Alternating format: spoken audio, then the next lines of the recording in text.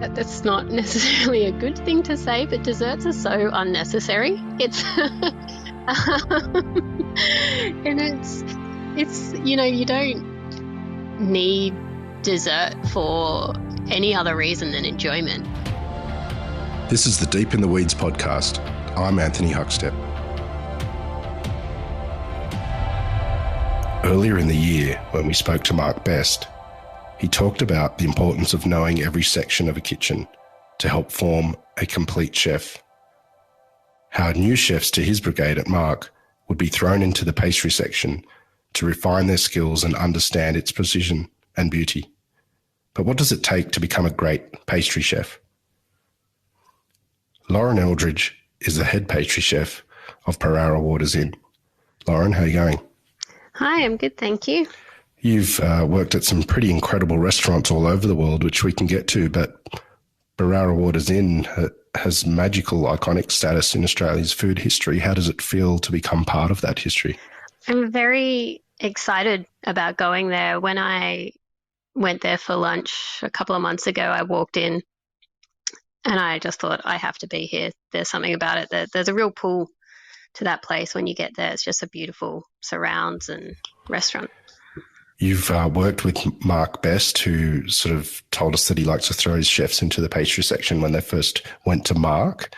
What was it like in those days working as a pastry chef at Marque and Pay Modern? So I got a lot of benefit from chefs having to be thrown into pastry. When I started, I was still an apprentice. I think I just started my second year when I went to Marque. And because he didn't actually employ actual pastry chefs, I was like, oh, well, are you sure you want me? Basically. And I think part of the reason he said yes is because I was so green. So it was easy for him to just mold what he needed out of me. And because all of these savory chefs would come in, he would give them 3-month time periods where they had to go in and run the section. And you could see some of them were just like, I don't want to do this. And I'm stuck in there with this apprentice who knows nothing. But it meant I got to work with a lot of amazing chefs over my first sort of 9 months, who went on to do amazing things and open their own restaurants or be head chefs in all these fantastic restaurants. But for me, it was the first real restaurant I had been in.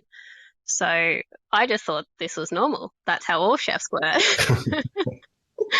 And then after that 9 months, there was sort of no more chefs to filter back through. And Marque just decided that I was just going to be in there by myself.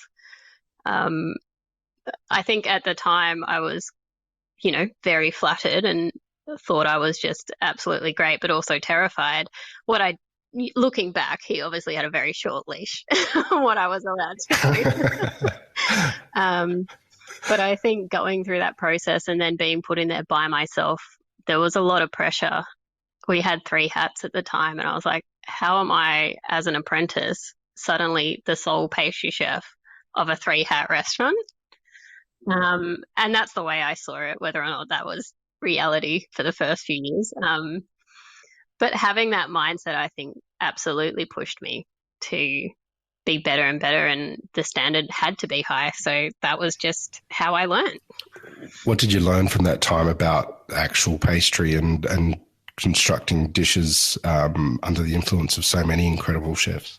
I was still at TAFE at the time, and I think TAFE, I was a sole pastry course at TAFE, and there was a lot of technique-driven things, but I suppose older technique. And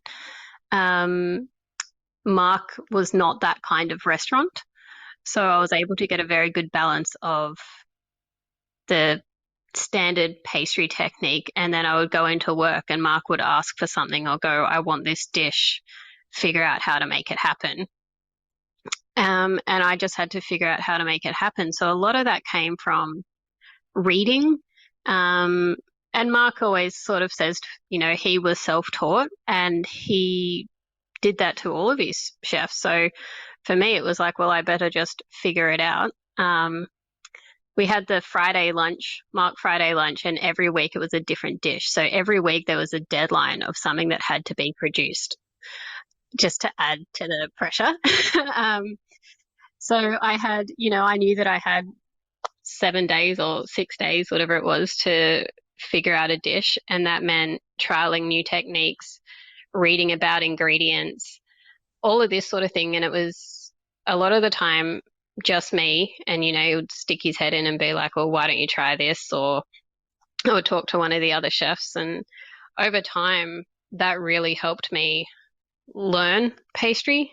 But I think learn it from a really different viewpoint to a lot of pastry chefs. And I think it worked in my benefit to be trained by savory chefs and then be self-taught in that way. So obviously I was reading a lot of pastry books and learning technique and ideas and things that way, but my lens was different that I was looking through. So I think sometimes I feel like there is a little bit of a gap in my knowledge because I've never worked in a full patisserie or chocolate shop or any of this sort of thing, a bakery, nothing like that. But it's given me a very clear direction and style. So it was a unique way to learn to be a pastry chef, but I think has really benefited me. Where did the interest in food begin for you, and why a career in pastry? My whole family has always been interested in food, and my parents love to cook and are both good cooks. The pastry component, I think it's more in my nature to be quite precise. I'm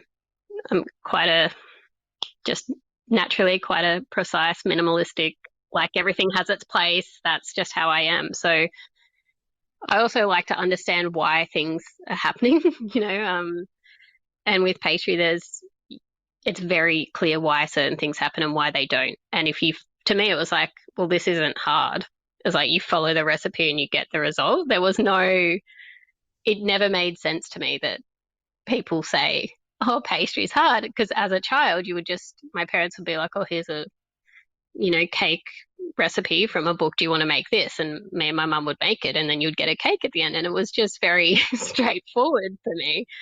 And I think I've probably, been doing that since I was 7 or 8.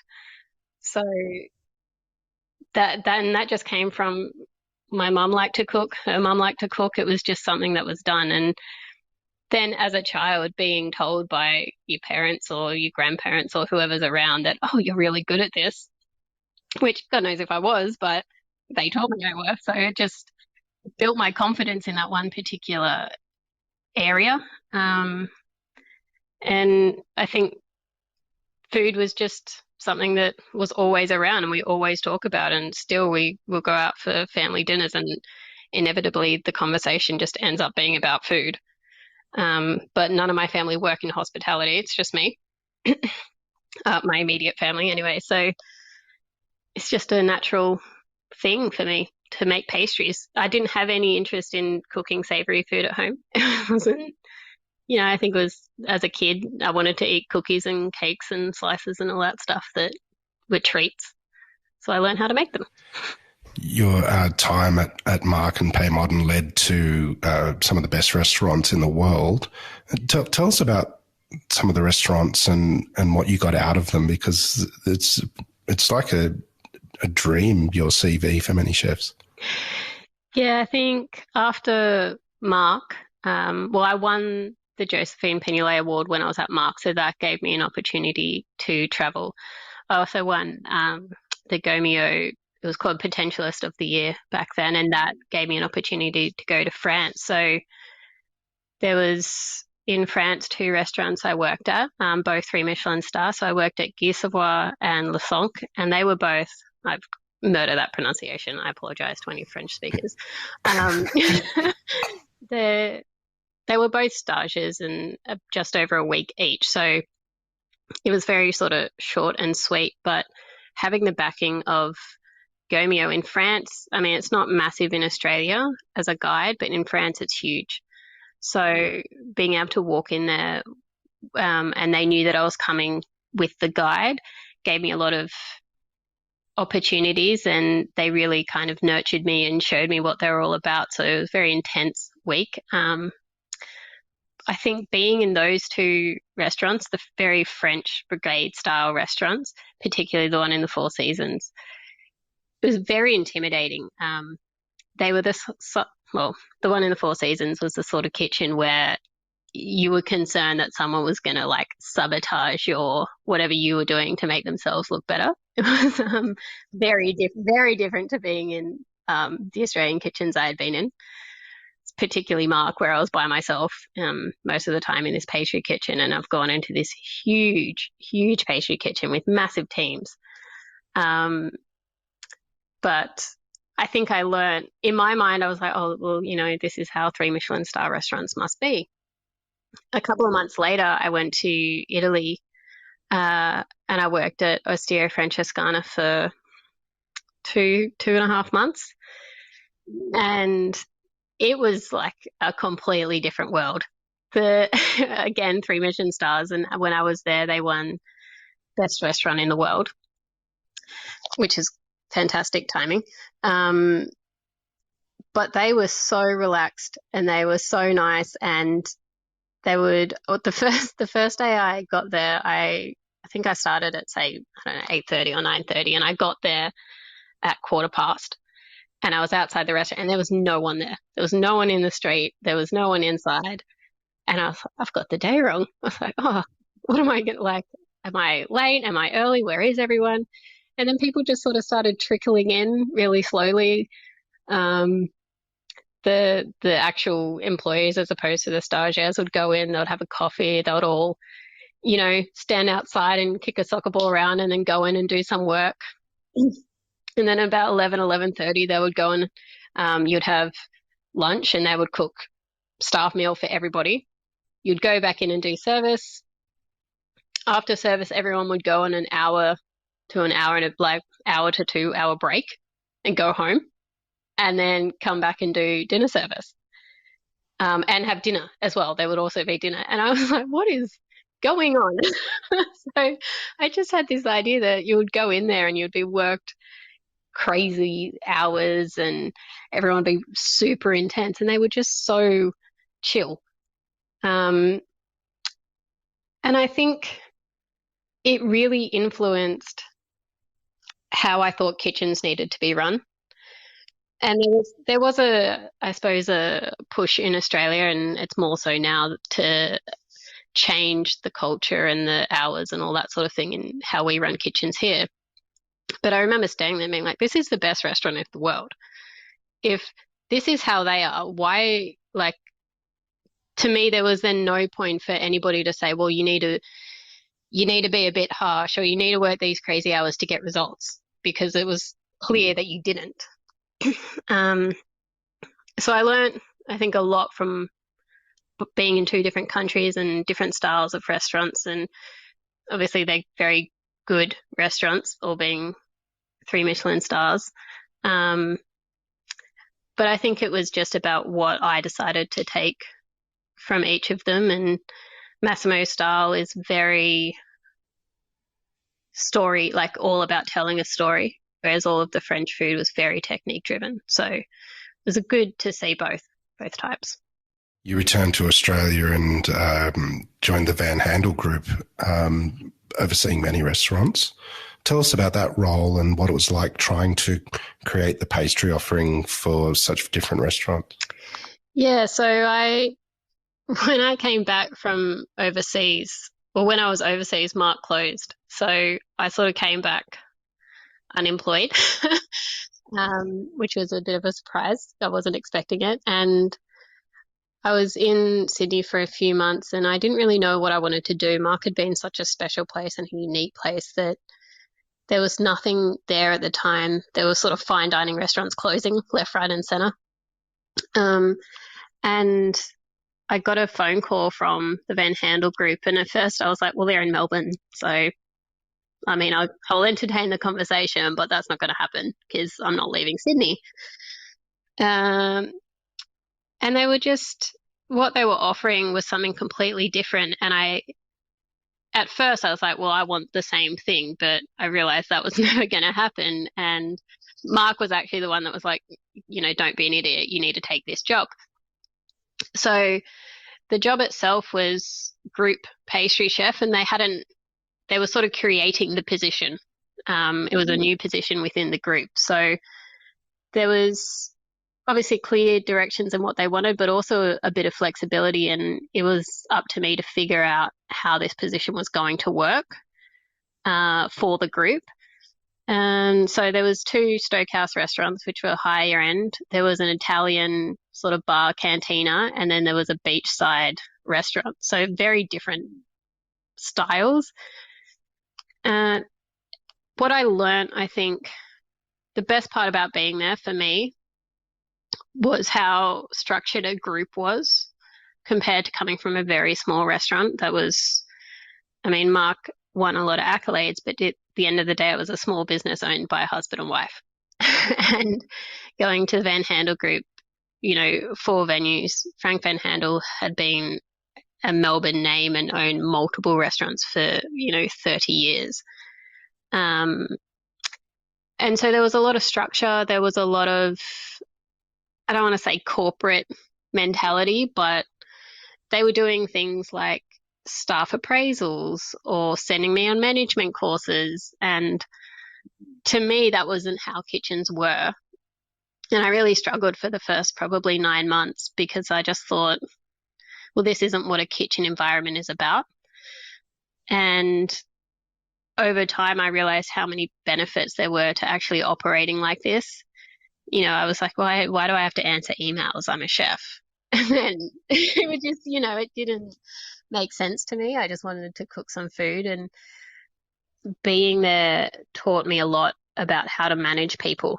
So I was there for 3.5 years in total. So I learned a lot about time management, working across 4 restaurants, a lot about managing people, working with 3 different or 4 different head chefs as well, because each venue had its own head chef, and I had to fit into that. So I was absolutely doing my own thing, but I had to work with them and their teams in each different venue. So that was a really great opportunity. In terms of my food style, it was one of the first times that I'd been just left to my own devices.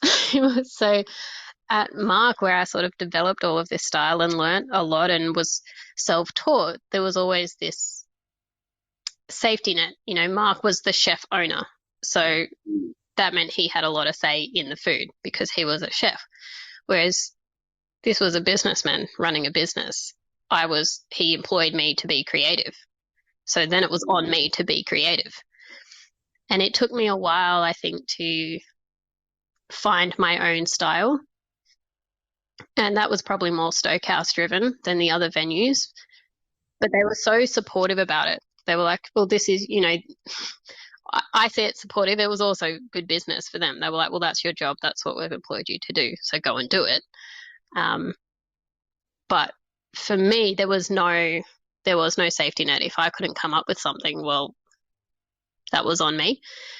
So it really taught me how to be creative in a structured environment, which I think is going to be a massive benefit in any job I have in the future. You mentioned that you found your style while with the Van Haandle Group. Tell us a bit about what your style is, and if you have a dish or 2 that you could run through to give us an idea of the sort of dishes that you're creating. I think I consider it very simple in terms of appearance and flavour. Also, not flavour, ingredients. As with any chef that you're going to talk to, I'm sure they're going to tell you taste is first and foremost what you need to consider. I always look at the produce available first. But when I'm creating a dish, it ends up like there's an image in my head. I'm a terrible drawer, but like I'll attempt to scribble something on a piece of paper and go, that's what I want to create. And then that's just how I start, I think, very visually.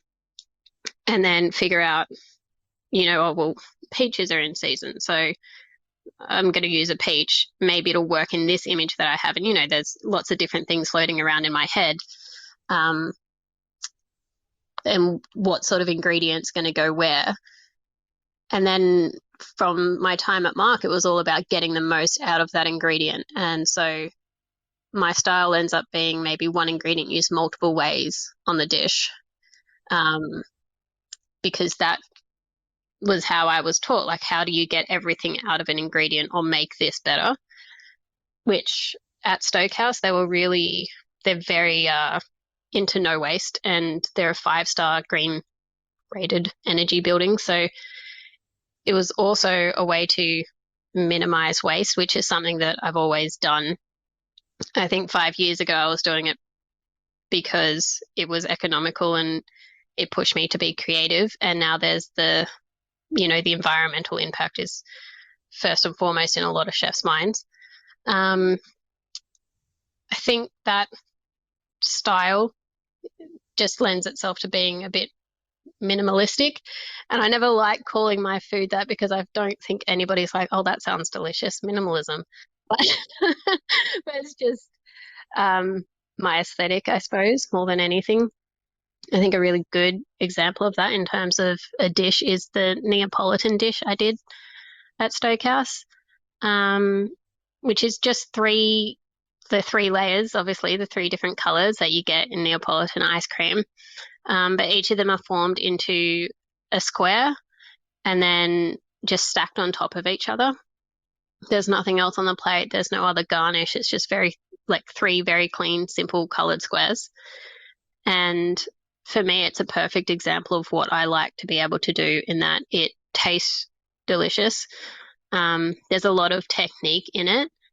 It looks very clean. And they're sort of 3 things that I focus on. So that, I think, is a really good example of my style. I hope to be able to bring it to Sydney as well. It was such a Melbourne dish at the time, but I'll be able to bring it up here and put it on at Berowra so people can see it. I think it's a good way to show people what I intend to do at Berowra, not dishes I've done before, but I guess introduce my style to the restaurant. Berowra Waters Inn has had some of Australia's most talented chefs and legends through its doors and in its kitchens. How have you approached your role leading up to the start at Berowra Waters and what you're going to do on the menu? Yeah, I think the names of the chefs, when you look at who has worked there, it can be quite intimidating. So I think being there is quite special and being able to make my mark on it. Brian, the owner chef, and I get along really, really well. And his, I guess, desire is that the menu becomes sort of 50-50 or 60-40 with pastry and savoury. So he wants to, give it to me and just let me do my own thing. And his way of seeing it is, well, if you're here, you're here for a reason and this is going to be it. And it also allows him to focus on what he's really good at, which is the savoury side. So I start in a couple of weeks, but to me, it's about getting that cohesiveness between the two people, to just making it work as one solid menu, making it work with its surroundings and trying to translate what's turning into a really good friendship onto a menu. And then that also includes working with the sommeliers and the bar team, and they've got some really great coffee and teas locally sourced, and it's about everything working together. So that's absolutely my main focus. And then at the same time, I think I want people to go there and go, yes, this is a Lauren Eldridge dish, but it's me at Berowra, sort of work. I don't want it to just be something that could go in any restaurant I work in. I want it to match with Berowra and Brian and the whole team there. What do you think is so magical about a dessert, and what makes a great dessert from your perspective? I think That's not necessarily a good thing to say, but desserts are so unnecessary. It's and it's you don't need dessert for any other reason than enjoyment. Um, you don't really need it for sustenance unless you can't eat anything else, which is very unlikely. And I think that's what makes them so good. It's just people are ordering them, people are eating them purely because of enjoyment. And they want to eat something delicious, and they know it's a little bit like, oh, I don't need it, but I'm going to have it anyway. It's why people have dessert stomachs. So I think I love that about them. I think it gives me a lot of creative freedom because there's no rules with any of this. It's just you don't need to fit into a box with desserts. It can just be whatever somebody wants to eat. Yeah, I think that's what makes them so special. Your new role is multifaceted. There's a lot of elements to it, but what do you love about what you do for a career? I think when I joined hospitality, I didn't really see it for a long time as a career. And then when I first sort of walked into a kitchen, the very first kitchen I walked in, I remember I was washing dishes and I was just like, this is the best place in the world. Like my hand full like in dirty water. I was like, how great is this? I think a lot of chefs will say the same thing. You go in there and it just feels right. And for me, being a pastry chef just feels right. It's what I've always enjoyed to do. And it's that gut feeling, that gut instinct of knowing that this is what makes me happy, truly happy and content, and creating as well, like being creative and making these dishes. I don't realize how much I'm missing it until I actually start doing it again. So being in Melbourne last year, there was a long period of time where I wasn't working, and obviously that was a very difficult time, but I didn't realize how much I missed making desserts until I went back into the kitchen and could create something. That feeling I get when I see a dish on the plate and I'm happy with it and people around me are eating it and saying how delicious it is, that's, that absolutely fuels me, and I really need that. And I didn't realize how much I needed it until there was that period where I didn't have it. But it just feels right, and it makes me happy, and that's why I became a pastry chef in the first place, is because I enjoyed it and it made me happy. So I think that's just what it is for me. Well, as you mentioned, the role at Berowra Waters Inn starts in a couple of weeks for you. What are you most looking forward to when you get there? I'm really excited to be able to take what I've learnt in lots of different venues and put it into this role. I think obviously I was saying when I was at Marque, I was really green when I started. And then when I went to Stokehouse, it was such a different way of thinking for me that it was such a learning curve that whole time in both restaurants that have been, the major restaurants that I've been in for most of my career. I think I've been a chef just over 10 years, and it's probably nearly 8 years in just those two restaurants. So to take both of those experiences and be walking into Berowra with that knowledge, I think I've got the best of both worlds. And going into a place that is so iconic and feeling within myself that, now I've got more of a style. I've got some really great basis in terms of management and people skills and learning how different types of kitchens operate. I'm just excited to be able to go in with that in the back of my mind and create new food in that environment. Well, Lauren, it's very exciting, and I'm sure there's a lot of people that are very excited of the fact that you'll be there as head pastry chef at one of Australia's very best and most iconic restaurants. We've loved hearing your story today on Deep in the Weeds. Good luck when you get there. I'm sure you don't need it. Please keep in touch, and we'll talk again soon. Great. Thank you for having me on.